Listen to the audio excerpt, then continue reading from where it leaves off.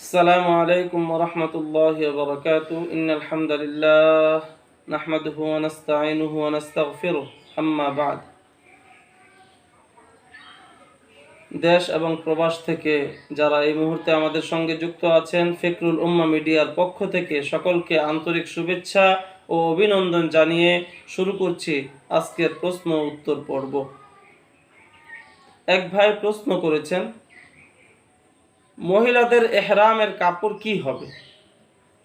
এর উত্তর হচ্ছে, ইহরামের কাপড় যে কোনো ধরনের হতে পারে, তবে পুরুষের জন্য সাদা কাপড় এটা সুন্নাত। মহিলাদের জন্য আকর্ষণ মুক্ত যে কোনো কাপড় হতে পারে এবং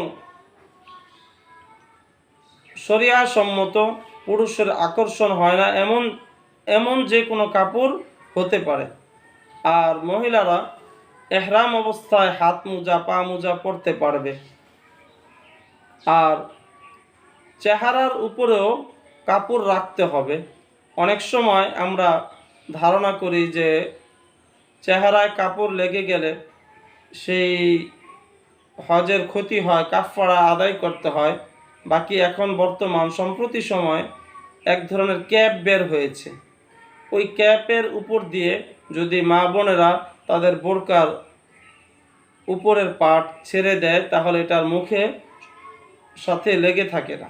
হ্যাঁ, অনেক সময় চলাফেরা করার কারণে বা বাতাসের কারণে সামান্য পরিমাণ লাগতে পারে, এর দ্বারা হজের কোনো ক্ষতি হবে না। এজন্য হজ করতে গিয়ে অনেক দিনদার মা বোনদেরকে দেখা যায় যে তারা পর্দাবিহীন হজের সফরে চলাফেরা করেন। এটা উচিত নয়, বরং পর্দা করেই চলাফেরা করবে। আল্লাহ তাআলা আমাদেরকে আমল করার তৌফিক দান করুন।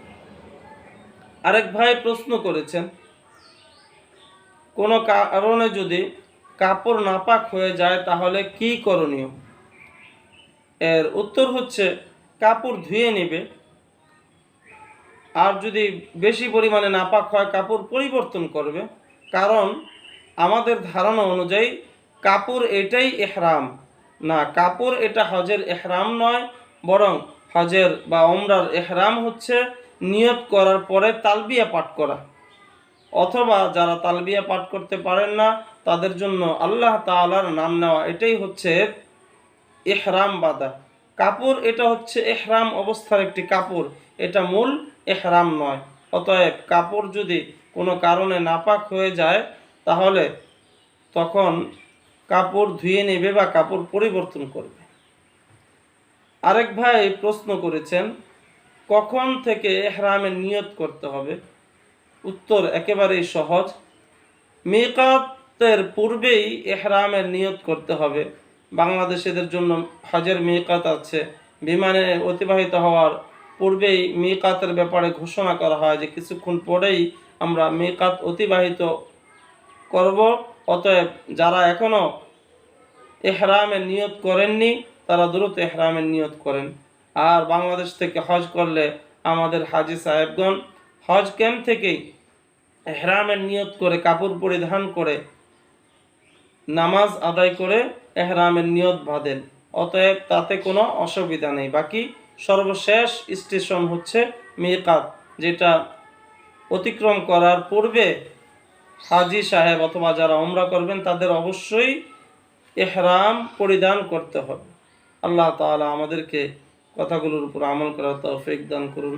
আসসালামু আলাইকুম ওয়া রাহমাতুল্লাহি ওয়া বারাকাতুহু।